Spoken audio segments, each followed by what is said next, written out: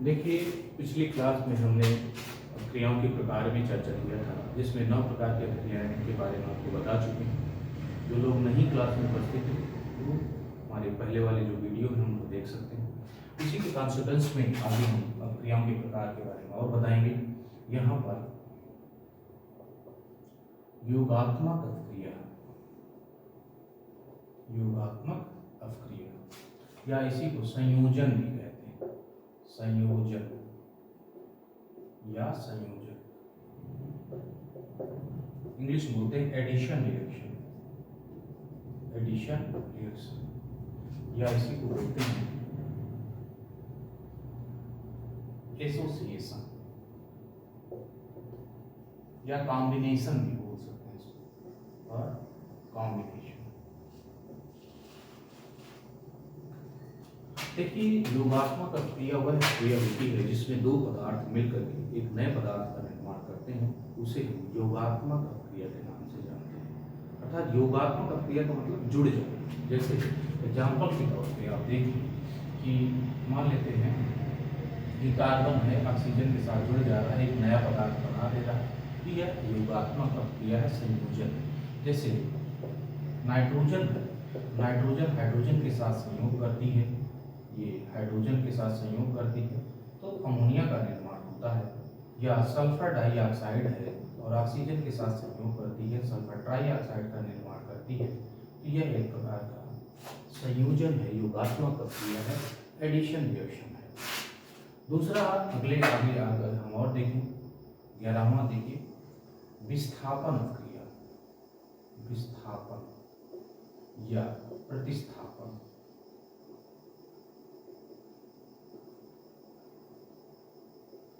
Displacement English में बोलते हैं, प्लेसमेंट और रिप्लेसमेंट रिएक्शन। देखिए, विस्थापन या प्रतिस्थापन क्रिया वह होती है जिसमें किसी एक पदार्थ में उपस्थित परमाणु या समूह किसी दूसरे परमाणु या समूह द्वारा हटा दिए जाते हैं, उसे हम डिस्प्लेसमेंट या रिप्लेसमेंट रिएक्शन कहते हैं।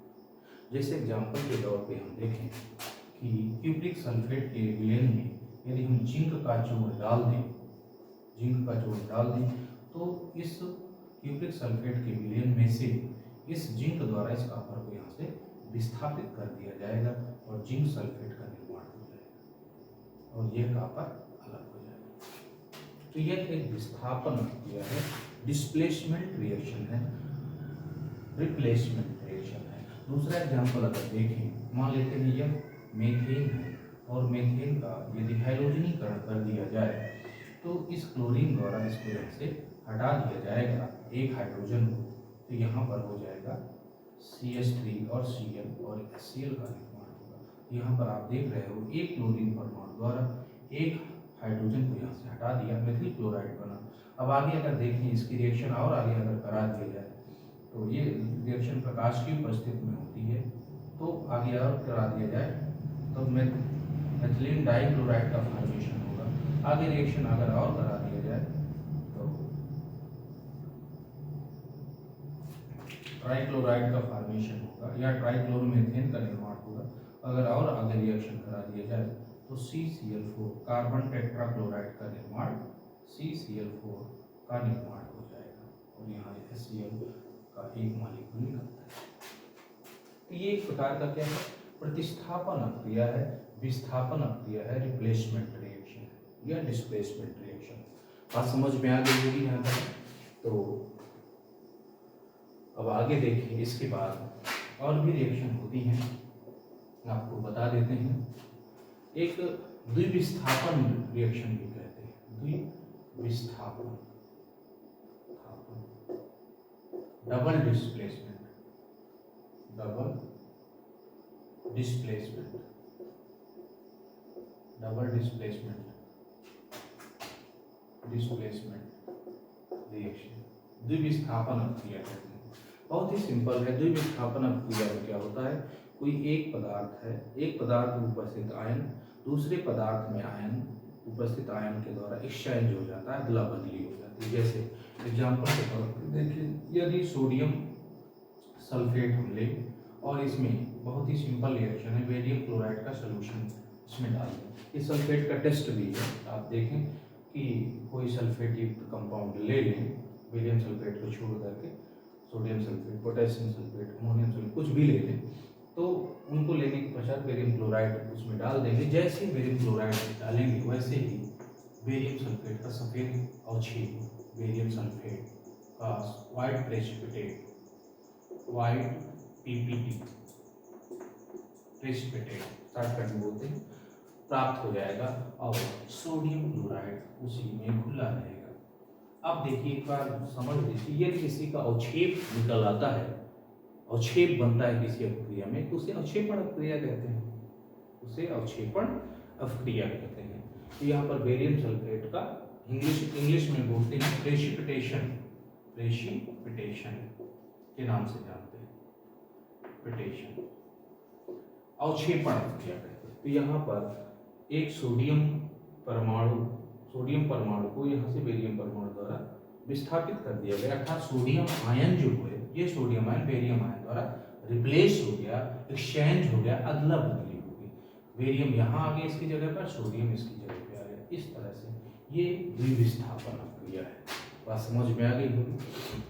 इसी के आगे और देखिए अगर हम, तो उदासीनीकरण प्रक्रिया होगी, उदासीनीकरण प्रक्रिया, इंग्लिश में बोलते हैं न्यूट्रलाइजेशन कहते हैं, न्यूट्रलाइजेशन,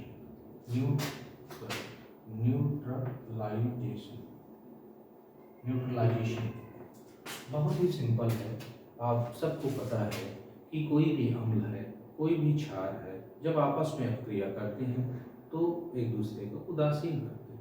तो इसको परिभाषित करने के लिए बहुत ही सिंपल है, 1 ग्राम तुल्यांक अम्ल द्वारा 1 ग्राम तुल्यांक क्षार को पूर्ण रूप से उदासीन करने के लिए जो अपक्रिया संपन्न होती है उसे हम उदासीनीकरण अपक्रिया कहते हैं। और इस दौरान जो ऊष्मा बाहर निकलती है उसे उदासीनीकरण ऊष्मा कहते हैं। अर्थात 1 ग्राम तुल्यांक अम्ल द्वारा 1 ग्राम तुल्यांक क्षार को पूर्ण रूप से उदासीन करने के दौरान जो ऊष्मा बाहर निकलती है उसे हम उदासीनीकरण ऊष्मा कहते हैं। और ऐसी अपक्रिया को उदासीनीकरण कहते हैं, अर्थात अम्ल द्वारा क्षार को उदासीन करना, पूर्ण रूप से उदासीन करना उदासीनीकरण अपक्रिया कहलाती है। जैसे एग्जाम्पल के तौर पर सोडियम हाइड्रोक्साइड है, ये प्रकार का क्षार स्ट्रॉन्ग बेस है, और क्लोरीन के हाइड्रोक्लोरिक एसिड के साथ इसकी रिएक्शन कर दी जाए तो बहुत ही जल्दी से क्रिया संपन्न होगी और सोडियम क्लोराइड बन जाएगा और H2O का फॉर्मेशन हो जाएगा। उदासीनीकरण की प्रक्रिया में हमेशा जल का निर्माण होता है, प्रायः यह देखा जाता है अगर ऑक्सीजन उपस्थित है तो जल का निर्माण होगा। इसके बाद और भी प्रक्रिया होती है। इसके बाद आप देखें कि विलोपन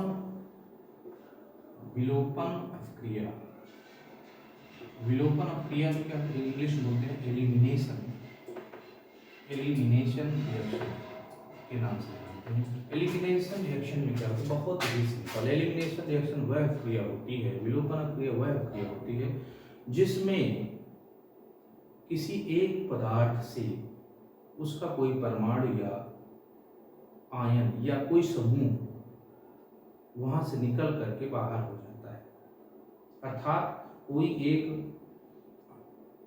परमाणु या समूह उससे निकल करके बाहर हो जाता है और एक नया पदार्थ बना लेता है, इसे हम विलोपन क्रिया कहते हैं। जैसे एग्जाम्पल के तौर पे देखें, ये एथाइल एल्कोहल है। इस एथाइल एल्कोहल में शॉर्टकट में इसे ईटी से, एथाइल को ईटी से प्रदर्शित करते हैं, एल्कोहल है एथाइल एल्कोहल।